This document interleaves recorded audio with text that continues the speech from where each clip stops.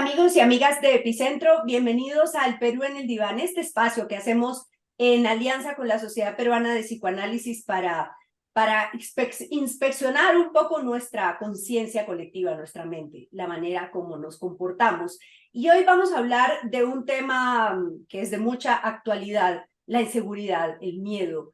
¿Cuánto estamos dispuestos a ceder a cambio de que nos den una mínima oferta o garantía de seguridad? Tenemos distritos en Lima, distritos en el norte del país en emergencia, tenemos alcaldes de muchos lugares pidiendo que declaren el estado de emergencia, y declarar el estado de emergencia pues es limitar muchos derechos. ¿Por qué lo aceptamos de buena gana? Bueno, pues vamos a hablar de este tema con el psicoanalista Eugenio Calmet, que se presenta como psicoanalista y admirador de Borges y Lacan. Eso ya es lo máximo. Eugenio, gracias por estar en el Perú en el Diván. Muchas gracias a ti por la invitación.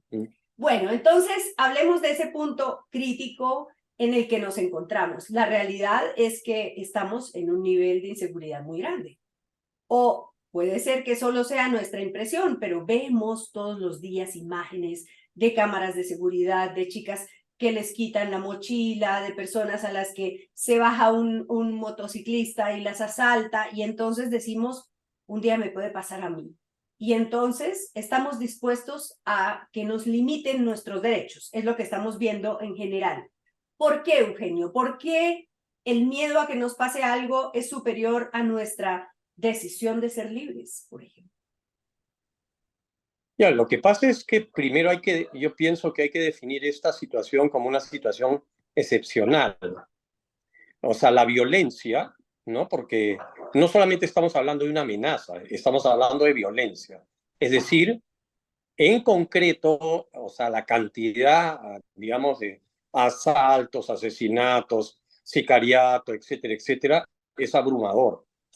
Y eso es consecuencia de que, vamos a decir así, se ha vuelto internacional. O sea, ya tenemos, digamos, tenemos empresas transnacionales de delincuentes, ¿no es cierto? Es decir, están unidos los ecuatorianos, los peruanos, los venezolanos, Los colombianos, pues, sí.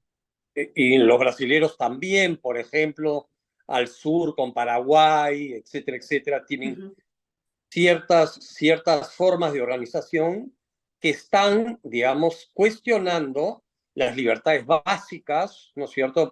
Por ejemplo, el tránsito por la ciudad, o el salir a caminar, o cosas básicas que teníamos en la organización, digamos, de lazo social. Nosotros podíamos hacer eso. De hecho, hoy día es complicado. Es decir, hablar por teléfono es un riesgo, hablar por teléfono en la calle, ¿no? Es un riesgo.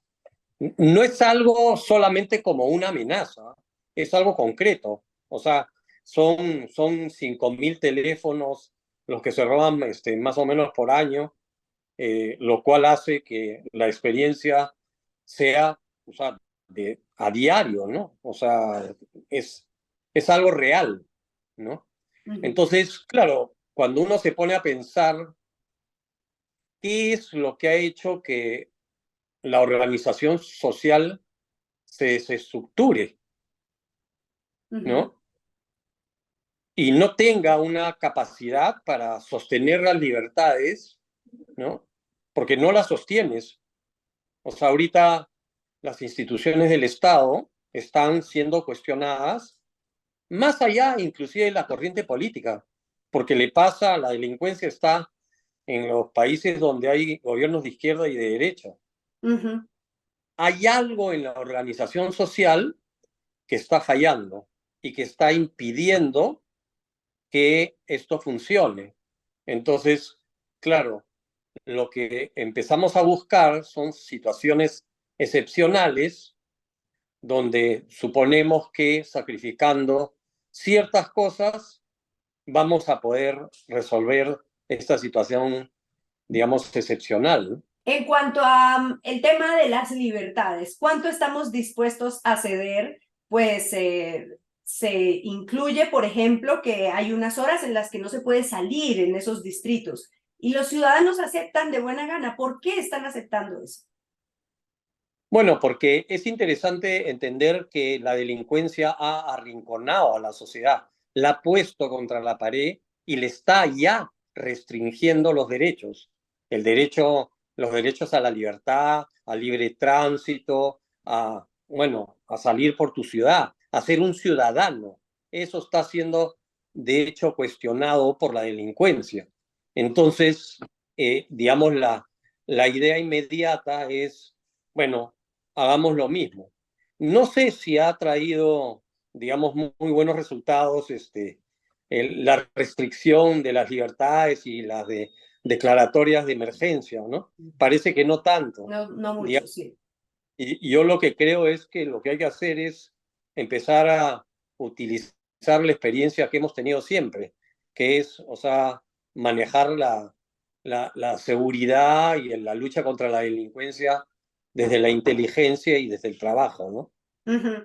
Y sacrificar esas ciertas cosas básicamente se refiere a sacrificar nuestros derechos, algunos derechos, nuestra libertad. Y, por ejemplo, pensar que la policía podría entrar a nuestra casa si sospecha que en nuestra vivienda está ocurriendo algo que pueda alterar el orden público. Entonces, eh, ¿por qué somos capaces de decir, sí, pues, entra a mi casa porque yo soy inocente? Con tal de que entres a la casa del delincuente, es como una transacción de nuestro espacio por el del delincuente. No sé cómo verlo desde el psicoanálisis. Sí, lo que pasa es que, digamos, digamos, en la concepción lacaniana, nosotros tenemos la impresión de que, digamos, el siglo XX ha terminado con lo que nosotros llamamos digamos, la ley del padre. Es decir, que los padres o la idea de la ley o la idea del Estado o la idea de ejercer la violencia del Estado, que es la policía la que la ejerce, o sea, esa es la idea de tener una policía. Si la policía no fuera violenta o agresiva con el delito, o sea, no tendría sentido Claro. de existir, ¿no es cierto? Entonces, claro, ¿qué cosa es lo que ha pasado? Que la estructura moral del sujeto, la estructura de ese acuerdo, porque, digamos, la estructura de la ley no se define solamente por el castigo, sino es, digamos, la voluntad de un sujeto de ser parte de un lazo social para, ¿no es cierto?, aceptar la lógica de la ley. Ajá. Y eso es lo que está cuestionado. O sea, el sujeto emocionalmente no tiene un vínculo con la estructura de la ley. Claro. Ya dice, o sea, literalmente, y lo que ves en la estructura de los delitos es increíble. O sea, tú puedes ver, por ejemplo, delincuentes con armas de juguete sin ninguna experiencia lanzándose a hacer un asalto o una cosa así. De hecho, han atrapado a muchos de ellos, ¿no? Entonces tú Ajá. dices, ¿qué está pasando, no? Entonces, la impresión que tengo yo es que el vínculo emocional con la estructura de la ley, o sea, se ha roto. La convención de, digamos, todos estar en la línea de, ¿no es cierto?, adherirnos a la ley, y que por Ajá. lo tanto eso permita, o sea, un cierto funcionamiento de la sociedad. La sociedad está, desde mi punto de vista, colapsada y eso Ajá. está trayendo como consecuencia este desborde de una delincuencia que tiene, vamos a decir así, representantes no solamente en los sectores delincuenciales bajos.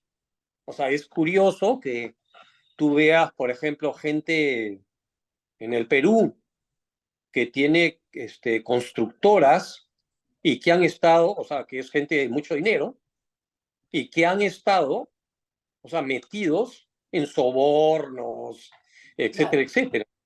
Entonces tú dices, ok, o sea, ni los sectores bajos, ni los sectores altos, ni los sectores medios, Ajá. nadie apuesta por esa convención, ese lazo de decir, ok, vamos a apostar por la ley. Y la policía misma está inundada también de esa dificultad. Claro. Entonces, el No, siglo XX, quiero preguntarte, explorar ese tema de la figura del padre. No sé, cómo funciona en una sociedad, o sea, en una sociedad que funciona, esa figura del padre es la de la autoridad. El que manda, manda, aunque mande mal, más o menos es eso. no, lo interesante es que la lógica patriarcal se Sí. ha caído, ¿no es cierto? O sea, si tú ves todo el siglo XX, entonces tú decías, ok, existía el patriarca y el patriarca, digamos, hacía no todas las cosas bien, sino muchas cosas mal. La estructura de la feminidad era otra, ¿no es cierto? Y la sociedad ha ido girando, me parece de manera positiva, hacia, digamos, las libertades, los mismos sentimientos en la mujer que en el hombre, las mismas posibilidades, las mismas oportunidades, etcétera, etcétera. Ajá. Pero, o sea, lo que ha pasado es que ha caído el patriarca.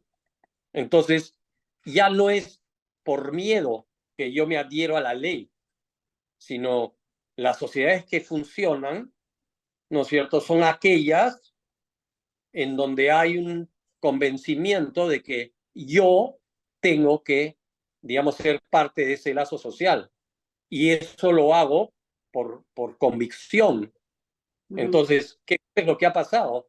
Que la sociedad, digamos, está en este momento, o sea, donde tú no tienes una formación educativa, un nivel cultural, un entendimiento de que tienes que poner de tu parte para que eso funcione. Y eso, por ejemplo, no pasa en Lima ni en el tráfico.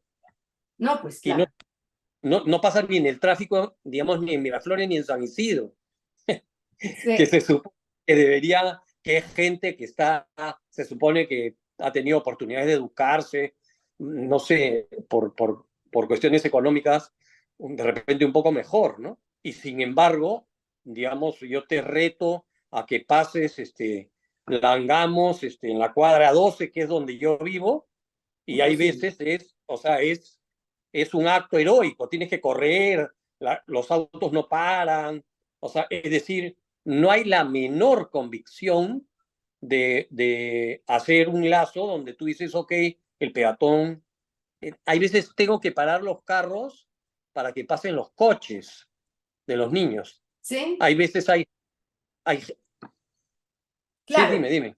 No, pero entonces mi pregunta es, ¿por qué la figura del padre, esa figura patriarcal de autoridad, cayó en Perú, pero cuando esos mismos señores de la Avenida Angamos atraviesan la frontera, pasan la frontera y alquilan un auto en Estados Unidos o manejan en Santiago, en Chile, pues ahí sí respetan a los carabineros, respetan a la policía de los Estados Unidos?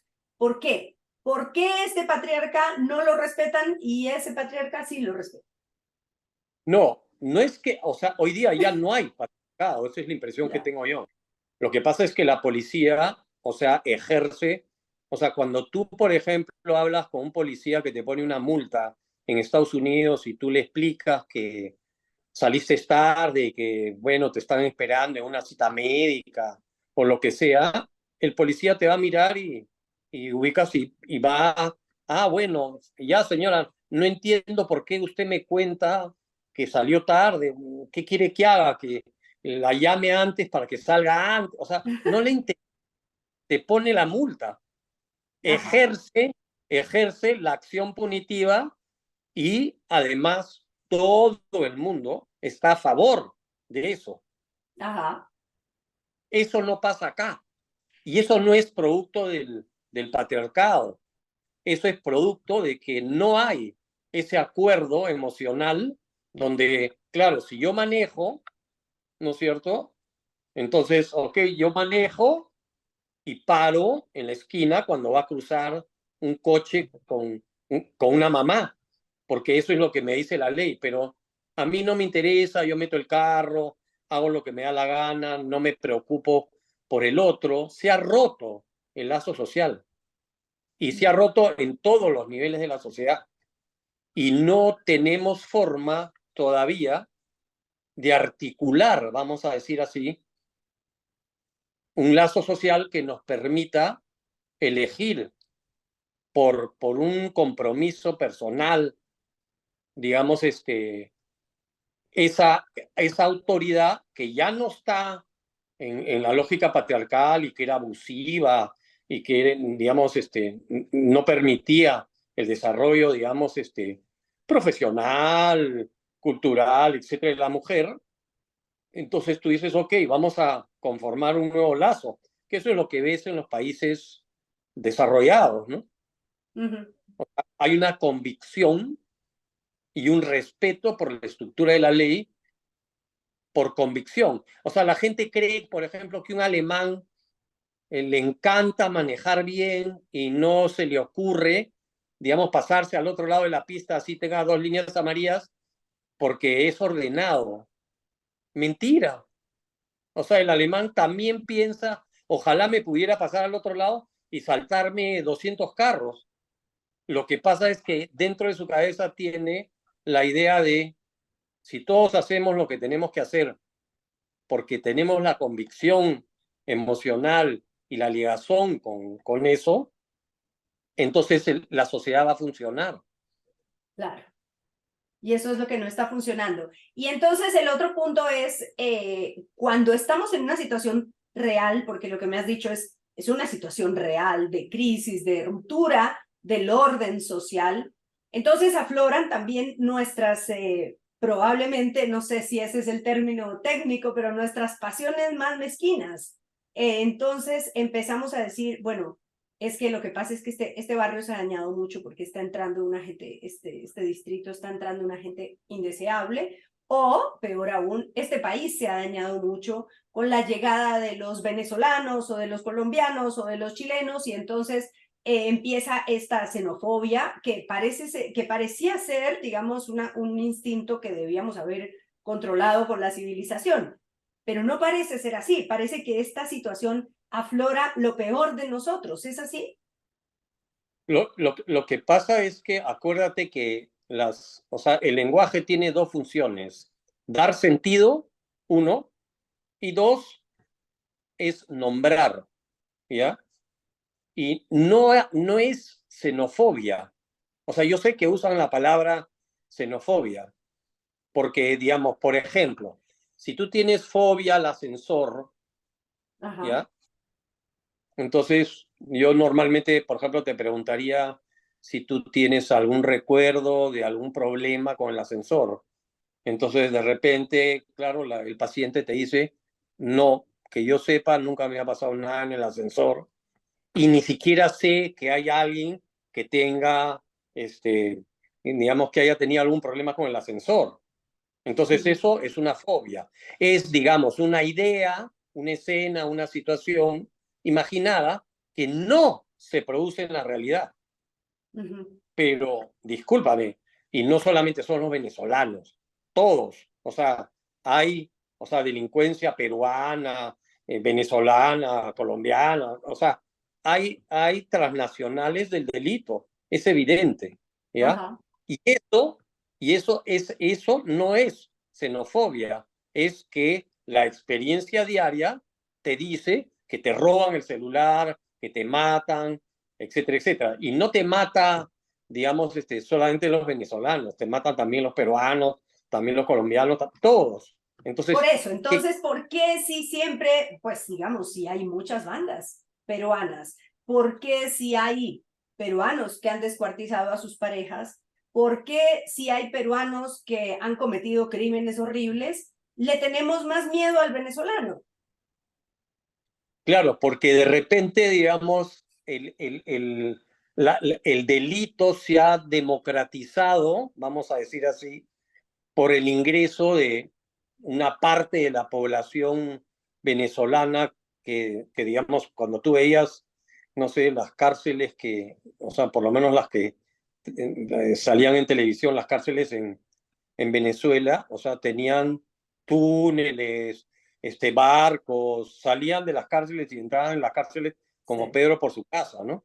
Entonces, ¿qué cosa es lo que ha pasado? Que han entrado un montón de delincuentes venezolanos por la frontera, y eso ha traído como consecuencia que, o sea, digamos, por eso es que no te hablo de xenofobia, porque, claro, si a una persona le asaltan 3 veces el negocio que tiene, una pequeña bodega o algo donde vende, no sé, algunas cosas, y esas 3 veces la hacen extranjeros, entonces podríamos estar hablando de una xenofobia. O sea, es real que te asaltan, es Sí. real que el principal problema de la sociedad peruana hoy día es la delincuencia. No es Pero también imaginar. es real que la mayoría de los delitos no las cometen los venezolanos, sino los peruanos. Sí, claro, porque o sea, porque imagínate, ¿no? La mayoría somos peruanos. Claro, Entonces, estadísticamente hablando, tendría que ser, o sea, un peruano, o sea, el que comete más delitos, sí, pero, o sea, tampoco es que no sea cierto, porque una de las mayores migraciones venezolanas después de Colombia es la peruana, ¿no? claro, sí. Mm.